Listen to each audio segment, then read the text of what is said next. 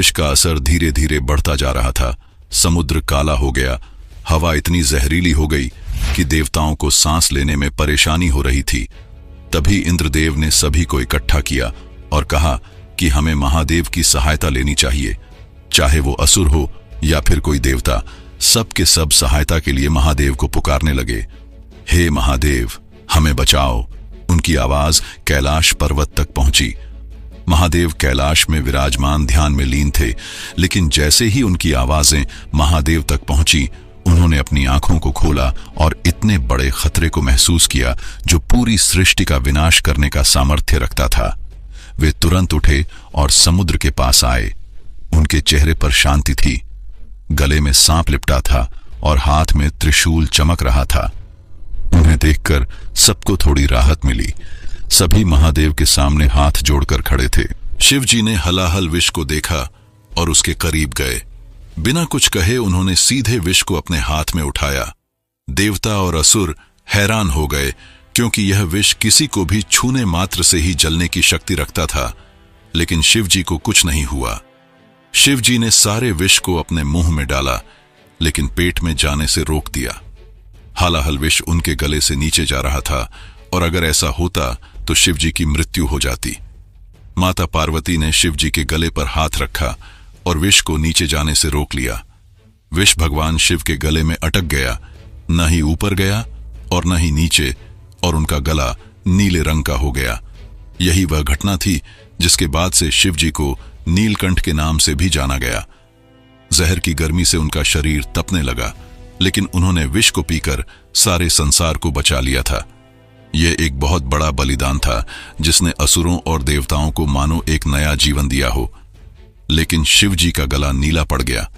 उनकी आंखों में शांति थी और चेहरे पर हल्की मुस्कान। यह एक बहुत बड़ा बलिदान था। शिवजी का शरीर लाल हो रहा था। विष अपना असर दिखा रहा था। उनके माथे से चमकती हुई बूंदें गिर रही थीं। शिवजी को देखने से ऐसा प्रतीत हो रहा था मानो उनका शरीर आग निगलने वाला है। देवता और असुर जो मंथन कर रहे थे, वे सभी यह देखकर डर गए। वे सभी सोच रहे थे कि भगवान शिवजी ने हमें मृत्यु के मुंह से निकाला है, उनकी ऐसी दशा हम कैसे देख सकते हैं। इंद्रदेव ने सभी देवताओं को बुलाया और इकट्ठा करके उन्हें कहा कि हमें शिवजी को ठंडक देनी होगी, नहीं तो यह गर्मी उन्हें और परेशान करेगी। इस समस्या का समाधान निकालने के लिए सभी देवता सोचने लगे।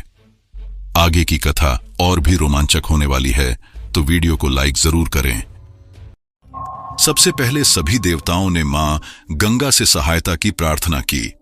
गंगा का पानी पवित्र और ठंडा होता है। कुछ देवता तुरंत हिमालय गए और वहां से गंगा जल को बड़े बड़े घड़ों में भरकर लाए और भगवान शिव के ऊपर डालना शुरू किया। जैसे ही पवित्र और ठंडा गंगा जल शिवजी के शरीर में गया, उनकी गर्मी थोड़ी कम हुई। उनकी त्वचा को अग्नि की भांति जल रही थी, वह कम होने लगी। लेकिन गर्मी पूरी तरह से कम नहीं हुई थी। तब एक देवता को याद आया कि शिवजी को बिल्व के पत्ते बहुत पसंद हैं। बिल्व पत्र यानी बेल के पत्ते ठंडे होते हैं और उनमें दैवीय शक्ति होती है। कई देवता वन में गए और बेल के पत्तों की तलाश करने लगे। उन्होंने पत्तियों को तोड़ना शुरू किया। खास तौर पर 3 पत्तों वाले बिल्व पत्र लाए, क्योंकि ये शिव जी को सबसे ज्यादा प्रिय हैं।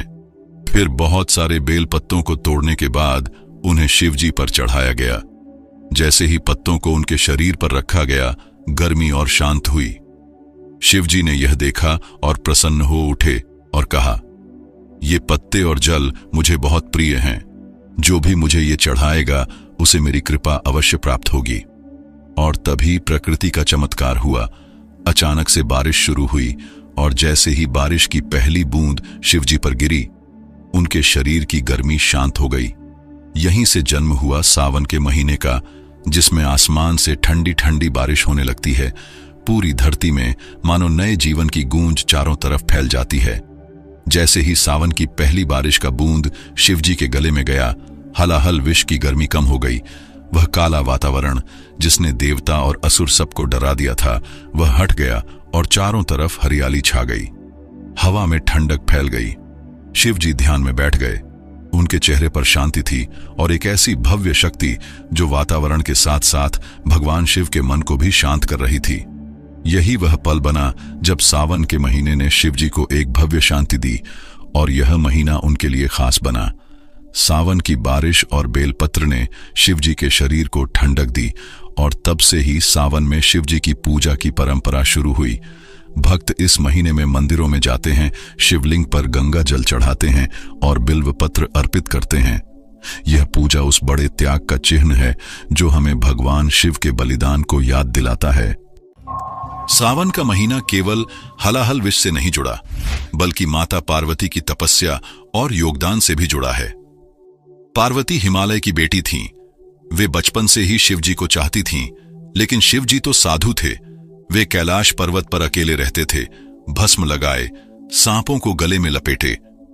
उन्हें संसार से कोई मतलब नहीं था। पार्वती ने ठान लिया कि वे शिव जी को अपने पति के रूप में पाएंगी। इसके लिए माता ने एक जंगल के एक बड़े से पहाड़ की ओर प्रस्थान किया और सावन के महीने में तपस्या शुरू की। सावन के सोमवार को वे शिव जी के नाम पर खास व्रत रखती। उन्होंने तपस्या शुरू की, लेकिन बारिश, ठंडी हवाओं से उनके सारे कपड़े पानी में भीग गए। उनके बाल तरबतर हो गए, लेकिन वे नहीं रुकीं। बिना कुछ खाए, बिना जल पिए, बस दिन रात शिव जी की आराधना में डूबी रहीं। माता पार्वती की तपस्या आसान नहीं थी। वे ध्यान में लीन महादेव को याद कर रही थीं। तभी एक भालू जंगल से उनके पास आया और गरजने लगा, मानो वह भालू माता पार्वती पर हमला करने के लिए तैयार खड़ा है। लेकिन उनकी भक्ति इतनी मजबूत थी कि उन्होंने अपनी आंखें नहीं खोलीं और थोड़ी देर बाद भालू शांत होकर भाग गया। एक रात पर्वत पर जमकर बारिश हुई, इतनी कि पर्वत से पानी झरने की तरह गिर रहा था। पार्वती का आसन हिलने लगा था, उनका शरीर ठंड के मारे कांपने लगा था, लेकिन उनके मन में केवल एक ही नाम था जो शिव जी का था। पार्वती के पिता और उनकी सखियां चिंतित हो गईं और उन्हें तपस्या छोड़ने को कहा और यह भी कहा कि अगर वे तपस्या चालू रखेंगी तो वे बीमार हो जाएंगी।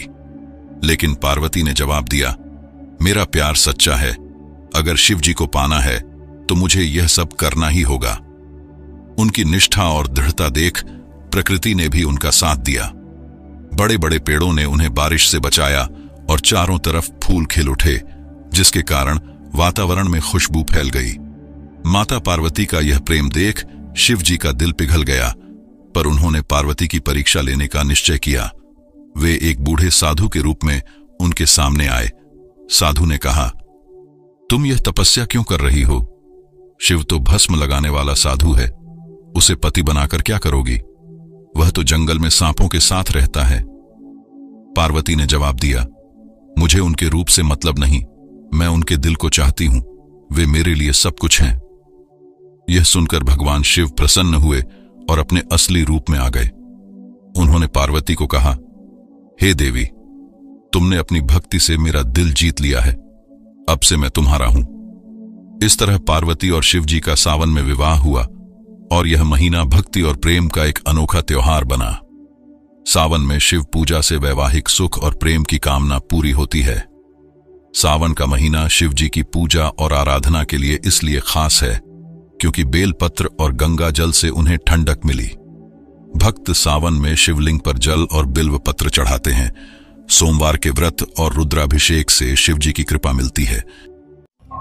अब इस कथा के अगले पड़ाव में हम जानेंगे कि कैसे देवता और अर्षमुनि सोच में पड़ गए कि इस सृष्टि की असली रचना किसने की। एक दिन स्वर्ग में एक बड़ी सभा आयोजित की गई। सभी देवता एकत्र हुए और एक साथ बैठे थे। तभी आकाश में एक बड़ी सी दैवीय रोशनी का आगमन हुआ, जिससे एक भव्य लिंग प्रकट हुआ। यह लिंग किसी आम पत्थर से नहीं बना था। यह इतना बड़ा था कि इसका एक सिरा आसमान को छू रहा था और एक सिरा धरती के अंदर समाकर गायब हो जा रहा था। इतना बड़ा और भव्य लिंग जिससे चमकती रोशनी आ रही थी, जो पूरे संसार से देखी जा सकती थी। देवता जो स्वर्ग की सभा में आए थे, वे परेशान हो गए। उनके मन में सवाल आया कि यह क्या है, इसके पीछे का क्या रहस्य है। कोई इसे नहीं समझ पा रहा था। तभी नारद मुनि आते हैं और कहते हैं कि यह कोई साधारण चीज नहीं हो सकती, हम सभी को मिलकर इसका सिरा ढूंढना पड़ेगा। सभी देवताओं ने फैसला किया कि वे इस लिंग का रहस्य खोजेंगे। कुछ देवता ऊपर गए, कुछ नीचे, लेकिन जितना वे कोशिश करते उतना ही यह लिंग और बड़ा होता जाता था। आखिरकार सभी थककर वापस लौट आए। जब सारे देवताओं ने हार मान ली थी, तभी उस लिंग में से एक आवाज गूंजी और शिवजी प्रकट हुए। उनका रूप इतना भव्य था कि सभी देवताओं की आंखें बंद हो गई थीं। उनके माथे पर चंद्रमा चमक रहा था, गले में सांप लिपटा था और हाथ में डमरू नाच रहा था। भगवान शिव ने बोला, हे देवताओं, क्या तुम मेरे इस रूप का रहस्य जानना चाहते हो? शिवजी वही शक्ति हैं जिन्होंने इस संसार की रचना की। इस सृष्टि को बनाने वाले, चलाने वाले और खत्म करने वाले वही हैं। सभी देवताओं ने शिवजी के भव्य रूप के सामने हाथ जोड़कर सिर झुकाया और यह माना कि शिवजी ही इस सृष्टि के आधार हैं। शिवजी मुस्कुराए और कहा, जो मेरे इस लिंग की पूजा करेगा उसे मेरी कृपा मिलेगी। खासकर सावन में, जब बारिश का पानी और बेलपत्र मेरे इस रूप को ठंडक देंगे, मैं अपने भक्तों की हर पुकार सुनूंगा। इस तरह शिवलिंग की पूजा की शुरुआत हुई। चलिए, अब मैं आपको सावन में भगवान शिवजी की पूजा करने की कुछ खास परंपराएं बताता हूं, जिससे शिवजी की कृपा आप पर बनी रहेगी। तो आगे जरूर सुने। सावन में भक्त गंगा नदी से कांवर में जल लाते हैं। वे इसे कंधों पर ले जाकर मंदिरों में शिवलिंग पर चढ़ाते हैं। यह यात्रा मुश्किल होती है। भक्त नंगे पैर चलते हैं और रास्ते में भजन गाते हैं। यह उनकी भक्ति और मेहनत को दर्शाता है। सावन के हर हफ्ते का पहला सोमवार यह दिन बहुत चमत्कारी होता है। भक्त इस दिन उपवास रखते हैं और भोजन में फल खाते हैं, जिससे माता पार्वती और भगवान शिव दोनों का ही आशीर्वाद भक्त को मिलता है। सावन का हर सोमवार एक बहुत शुभ दिन माना जाता है। इस दिन एक विशेष रुद्र अभिषेक किया जाता है। रुद्राभिषेक में शिवलिंग को दूध, दही, शहद, घी और गंगा जल से स्नान कराया जाता है। रुद्र अभिषेक भगवान शिव के रुद्र रूप को प्रसन्न करता है। सावन के महीने में महामृत्युंजय मंत्र का जाप करना बहुत शुभ माना जाता है। यह मंत्र भगवान शिव को समर्पित है और इसे जपने से उनकी कृपा मिलती है।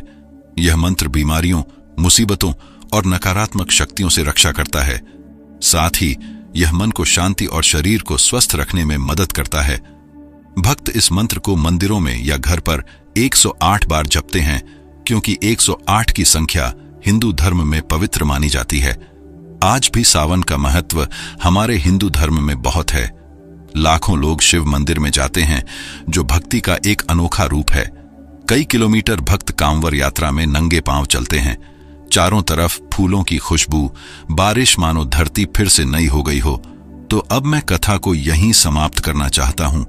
ये कथा समुद्र मंथन से शुरू हुई, जब भगवान शिव ने विष पीकर पूरे संसार को बचाया। बेलपत्र और गंगा जल ने उनके शरीर को ठंडक दी और पार्वती जी की तपस्या ने इस महीने को प्यार का रंग दिया। लेकिन अगर आपने यहां तक वीडियो को देख लिया है तो कमेंट में जरूर बताइए कि यह वीडियो आपको कैसी लगी। अगर इस वीडियो के माध्यम से मैं आपको कुछ भी सिखा पाया तो इस वीडियो को लाइक कर अपने परिवार वालों के साथ जरूर